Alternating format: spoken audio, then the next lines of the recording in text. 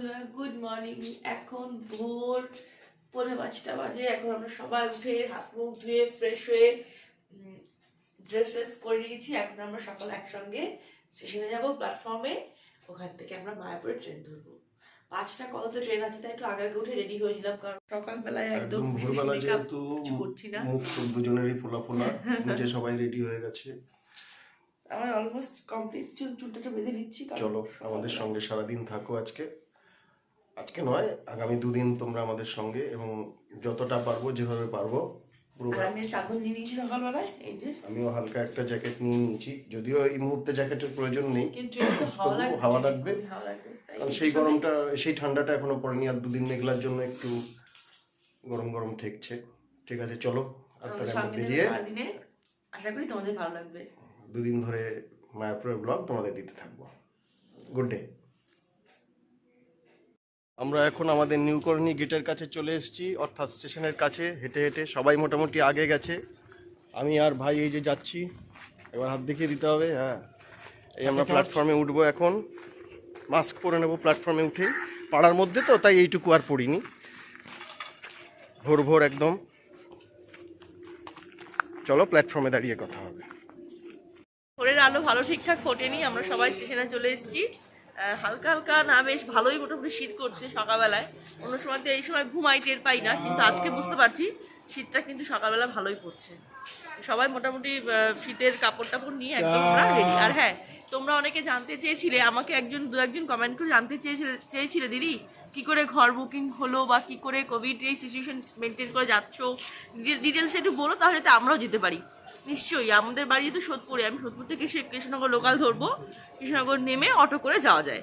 তো আমি পথে যেতে যেতে তোমাদের অবশ্যই বিস্তারিত বলতেই যাবো। আর কি করে ঘর বুকিং করলাম সেটা অবশ্যই অনলাইনে বুকিং হয়েছে। আর সেকেন্ড কথা, আমার ননদের বর্জ অর্জুনদা, ওদের তো বৈষ্ণব বাড়ি, ইস্কনে খুব যাতায়াত হয় খুব। তো ওদের গীতা ভবন বা গদা ভবন যেগুলো থাকে, সেখানে ওদের ফোন নাম্বার ছিল, সেইভাবে কন্ট্যাক্ট করে ঘরটা বুকিং করা হয়েছে। তো যাই গিয়ে দেখবো ঘরটা কেমন দিয়েছে। বলছে তো খুবই ভালো, বড় রুম, 6 আলাদা আলাদা বেড থাকবে। দেখা যাক কতটা কি হয়। পথে যেতে যেতে আমাদের অভিজ্ঞতা অবশ্যই সাক্ষী থাকবে। তাহলে চলো আমাদের সঙ্গে থাকো। দাঁড়িয়ে আছি, ট্রেন এখনো আসেনি, কিন্তু সকাল হয়ে গেল ভোর। আর ট্রেনের হেডলাইট দেখা যাচ্ছে খুব আসবে। আর সত্যি সবাই আমরা বরাবরই করছি যে ন্যাচারালি তো মানে বহুত দিন মনে হচ্ছে, প্রথমবার মনে ট্রেনে উঠছি। সত্যি এই অভিজ্ঞতাটাও অবশ্যই আমাদের সবার সঙ্গে একটা করে স্যানিটাইজার রয়েছে, যতটুকু সেফটি মেনটেন করে যাওয়া যায়। ফটো তুলে দিয়েছে দাদা, photo. Platform number 1. This is a dual coach train.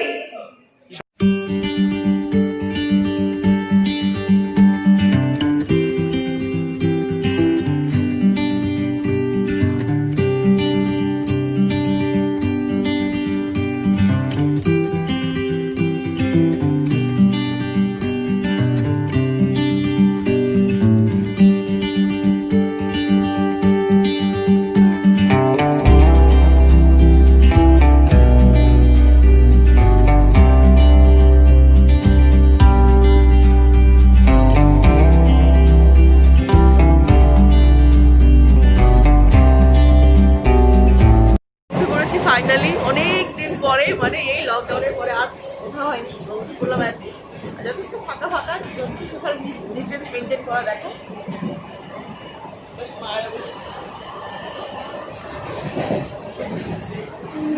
এবার চলো দেখা যাক কি হয়। খড়দা স্টেশন ছাড়লো, আমরা সব ফাঁকা ফাঁকা বসে আছি সোশ্যাল ডিস্টেন্স মেনটেন করে। আমার উল্টো দিকে সবাই হেডফোন গুঁজে নিয়েছেন। ট্রেনে উঠলে হেডফোন ওনার চাই। ওখানে মা, আমার পাশে অর্জুন, বোন আর ভাই ওই যে পাশে।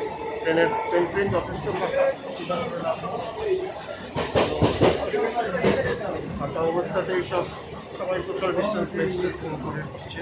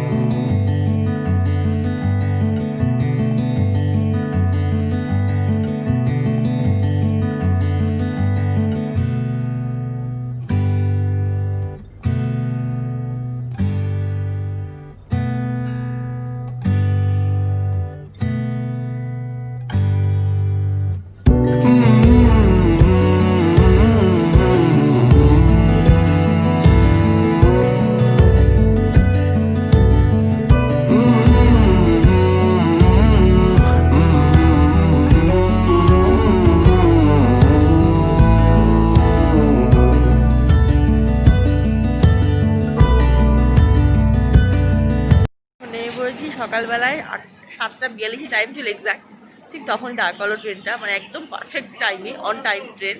তো কৃষ্ণনগর স্টেশনে নেমে একদম সবাই এখন গেছে টয়লেটে ফ্রেশ হতে, আর আমি দাঁড়িয়ে আছি, আর এই যে ওটাও দাঁড়িয়ে আছে, আর সবাই টয়লেটে চলে গেছে। আর দেখো পিছনে একটা কচুরির দোকান, নেমে দেখতে পাচ্ছি, ট্রেন থেকে দেখতে পাচ্ছিলাম যে গরম গরম কচুরি ভাজছে। তো মিস করার কোনো প্রশ্নই আসে না। সবাই হাত মুখ ভালো করে কল রয়েছে ধুয়ে, স্যানিটাইজার অবশ্যই নিয়ে আমরা গরম গরম কচুরি খাবো, তারপরে অটোয় উঠবো। তো সত্যি খুব ভালো লাগছে, বহুত দিন পরে সবাই একত্রে বেরিয়েছিলাম, খুব এক্সাইটেড ছিলাম। সত্যি খুব সুন্দর, পারফেক্টলি সবার ট্রেন ফাঁকা ফাঁকা ছিল, কোনো প্রবলেম হয়নি, বসতে পেরেছি রিল্যাক্সে, নিশ্চিন্তে আসতে পেরেছি। দেখা যাক বাদ বাকিটা কী হয়। তো ভগবানের নাম নিয়ে বেরিয়েছি, দেখা এখন পর্যন্ত ঠিকঠাকই আছে, পারফেক্ট সব। তো আমাদের সঙ্গে থাকো। নেমে সব একেবারে আবার নতুন উদ্যোগে তৈরি হয়ে যাচ্ছি, একদম চাপ সব একদম মুডে আছি। বক্তব্য দাদা, বহুদিন এই অবশেষে মায়াপুরে, একটু আরামসে এই মায়াপুরে বলছি কৃষ্ণনগরে।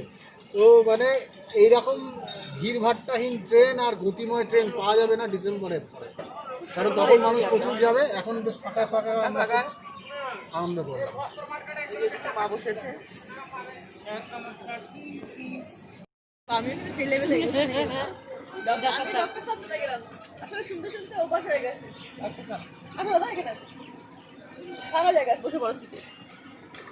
আমরা এখন গরম গরম কচুরি খাচ্ছি, এখানে দুটো বেঞ্চ পর পর পাঠানো হয়েছে। রোদ্দুরটাই মিষ্টি রোদ্দুর, ভালো ভালো লাগছে মা। আমি আগে বলতে খাওয়া শুরু করেছি, তাই আমাদের না দিলে করে। নাও নাও, তোমরা শুরু করো, আমি ছবি তুলে নেব। দুজনকে দিলাম না, ও দুজনকে দিল তো, আমি দুজনকে দিলাম। এখন তারপর ছোদ্দাকে দেবা। কত টাকার কচুরি? ওই যে ভাই, হ্যাঁ তুমি নাও। ছোদ্দাকে দাও। ছোটটা দিকে চলে আসো তাহলে। না না তুমি নাও না।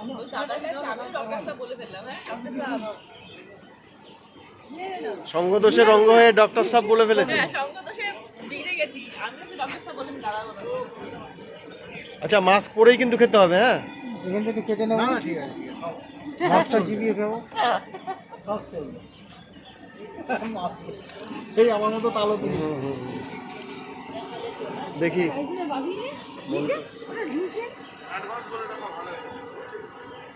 গরমে হাত ঠেকাতে পারছে না,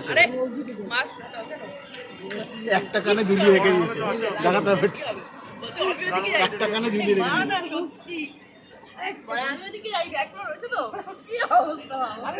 ও কিন্তু মাস্ক পরেই খেয়ে দেখাবে। এই মাছের জল দেয়নি, মাছের জল দেয় মানে মাছকে খাবে, নিজেও খাবে।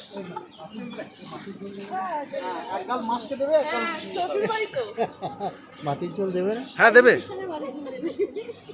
আচ্ছা, এবার আমি খাবো, সবার নেওয়া হয়ে গেছে মোটামুটি। এবার আমার কচুরির দোকান থেকে কচুরি খেলাম, ভাইরাও খুব ভালো।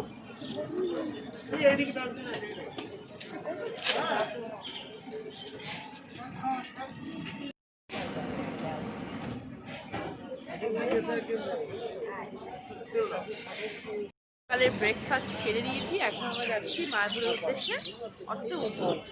তো চলো, এখনো প্ল্যাটফর্মের উপরে, অর্থাৎ কচুরির দোকানের সামনে, ওই যে এখানে বসেই আমরা খেলাম। কচুরির দোকানে খেয়ে এখন আমরা উঠবো। প্ল্যাটফর্ম মোটামুটি ফাঁকাই, সে লকডাউনের জন্যই হোক বা যে কারণের জন্যই হোক, ফাঁকাই রয়েছে মোটামুটি। চলো এবার যাওয়া যাক। আপনি কিছু বলবেন? না, আমি গিয়ে বলবো। তবে আজকে ট্রেনে এত সকালে ওঠার পরেও বেশ ফিট ছিল, এটা বেশ ভালো লাগলো আমার কাছে। আশ্চর্যের ব্যাপার মনে হচ্ছে। আমাদের অটো ছাড়লো মায়াপুর ঘাটের উদ্দেশ্যে,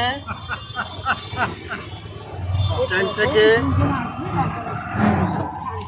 আমি আর ভাই পিছনে, এখানে মা, নিতু আর অনু, অর্জুন সামনে। মামাবাড়ি এদিকে সোজা, আমরা দুজন পেছনে। মামাবাড়ি।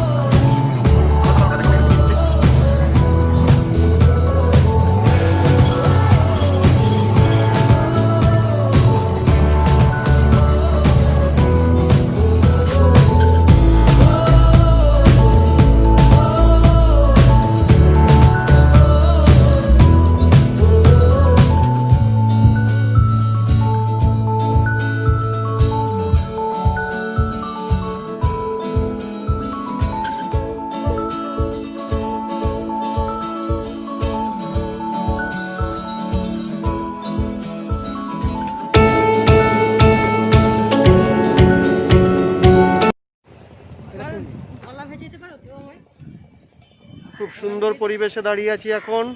চলে এসেছি আমরা গঙ্গার ঘাটে, এবার পার হব তারপরে মায়াপুর। আর হ্যাঁ, এটা খুব জানি রাখি, আমার শাশুড়ি মা জীবনের প্রথমবার বোধহয় লঞ্চ পার হবে, এর আগে কখনো হয়নি। আমি বড্ড ভয় পাই গো। না, ভয় পাই মানে কিছু কিসের জন্য? পার হওনি তাই ভয় পাও? হ্যাঁ, আমার জলেই ভয় লাগে। জলে ভয় লাগে, আচ্ছা। জলে ভয় লাগে, আচ্ছা মনে হয় কোনোদিন মনে হয় সেরকম সুযোগ হয় না। আচ্ছা, এবার একটা সুন্দর জায়গায় দাঁড়িয়ে ছবি তুলবো, না হলে ঠিক মানে স্যাটিসফাইড লাগছে না। আসলে ঠিক আছে, নৌকা চলে এসছে, ছবি এখন নৌকার উপরে গিয়ে তোলা হবে। ছবি চলে এসছে, নৌকা চলে এসছে। আর দাঁড়াও, লোকগুলো বেরোবে। ওই গড়ান্তি মেরে তোরা যদি জলে পড়িস আমি আর ডেকে তুলবো না কিন্তু। গড়ান্তি মেরে যদি জলে পড়ো। নৌকাটা ভিড়বে কোনটা, এটাই না এটাই?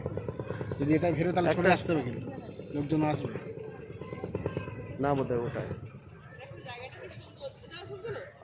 ছবি তোলা চলছে। ভিড়লো নৌকাটা, এটাতেই আমরা যাব আমরা সবাই। আচ্ছা, মায়ের হাতটা ধরে ধীরে সুস্থে সাবধানে পার করো।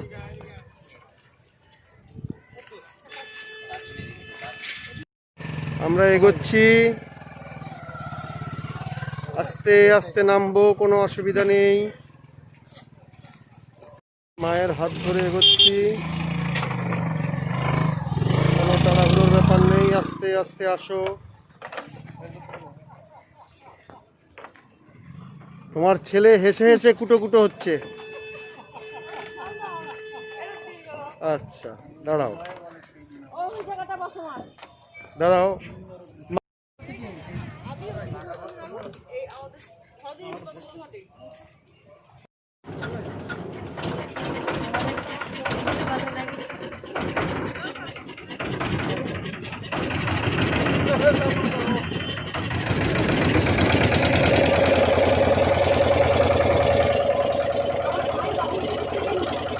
আমরা সব খাপ ছাড়া হয়ে বসে আছি।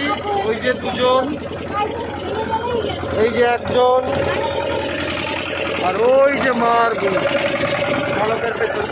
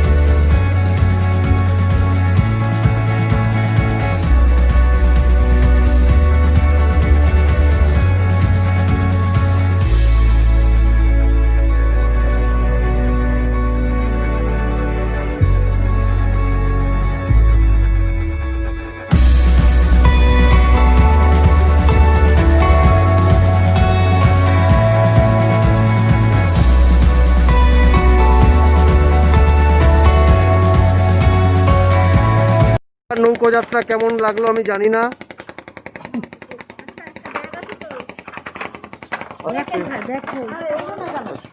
চলো আসো, চলো আসতে, চলো মা, কোনো অসুবিধা নেই, কোনো অসুবিধা নেই, চলো। হ্যাঁ হ্যাঁ চলো, হ্যাঁ ওদিক দিয়ে চলো, ওদিক দিয়ে চলো। হ্যাঁ হ্যাঁ চলো। এবারে আমরা সবাই এবার যাচ্ছি, এই পেছনে আমার সবাই। আর জীবনের প্রথমবার নৌকা যাত্রা করে মায়ের কেমন লাগলো জানি না, কোথায় সে দেখাই যাচ্ছে না। কেমন লাগলো তোমার? যাক, ভয় কেটে গেছে। হ্যাঁ, মায়াপুর মন্দিরের উদ্দেশ্যে যে টোটো, তাতে আমরা উঠে পড়েছি। আর একটুখানি বাকি, তারপরে পৌঁছে যাবো মেন মন্দিরে। আমাদের ঘর তো আগে থেকে বুক করা রয়েছে, আমাদের রুম বুক করা রয়েছে। আজকেই নয়, আমাদের দুদিন আছি দাদা, মাকে নিয়ে এসছি। ঠিক আছে।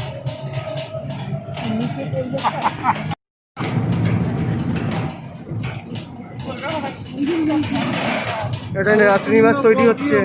এটা অনেকদিন আগে তৈরি হয়ে গেছে। সবটা সব সামনে বসে তৈরি।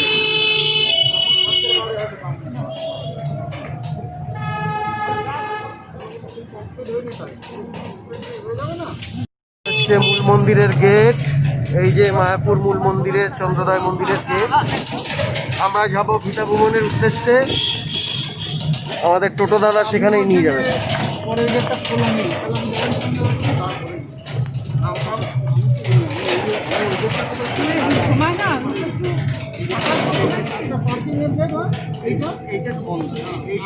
চন্দ্রোদয় মন্দিরকে রেখে দেখো মা কি পরিবেশে তোমাকে নিয়ে এসছি। দেখো আমরা গীতা ভবনের সামনে চলে এসেছি। দেখো দেখে নাও।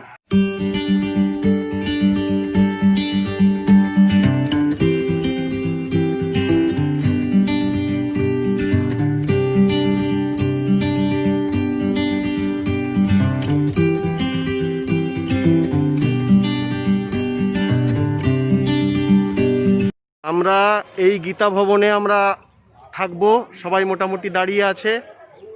এই যে না, আমি তো স্টিল তুললাম তখন। স্টিল তুলেছো? হ্যাঁ, কখন তুলে ফেললে? যে ঘুমাং তুলে ফেললে আমার। এই যে সবাই মোটামুটি আমরা গীতা ভবনের সামনে। অসাধারণ পরিবেশ, অসাধারণ, সত্যি অসাধারণ পরিবেশ, অস্বীকার করার কোনো উপায় নেই। সুন্দর এবং অসাধারণ পরিবেশে আমাদের এই গীতা ভবন। হ্যাঁ, বাইবেল আছে। আচ্ছা, এই দেখো বলি, এখান থেকে আরেকটু আগে গিয়েই যে ঘরটা ঠিক করা হচ্ছিল ঈশ্বর দান ভবন, নতুন তৈরি হচ্ছে, ওটা আরেকটু আগে যেতে হবে।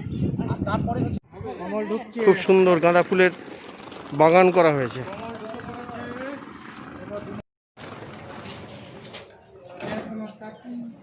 এই জুতো খুলতে হবে না? হ্যাঁ, জুতো খুলতে হবে। তো খোলা তো দরকার আছে মনে হয়। ভবনের লিফট এবং একদম ফাঁকা জোকা, খুব সুন্দর ফার্নিশড, বিরাট রিসেপশন। যদিও লোকজন খুব কম এই কোভিডের পরে। অর্জুন আমাদের হয়ে ফর্মালিটি ফর্ম ফিল আপ করছে, মা সহ বাকি সবাই আমরা ওখানে বসে আছে। এবং অসাধারণ পরিবেশ, সত্যি অসাধারণ। অর্জুনকে ধন্যবাদ দিতেই হয়। এত আমি এর আগে মায়াপুরে এসেছি দুবার, ছোটবেলা একবার, তারপরে তো গত বছর আসলাম।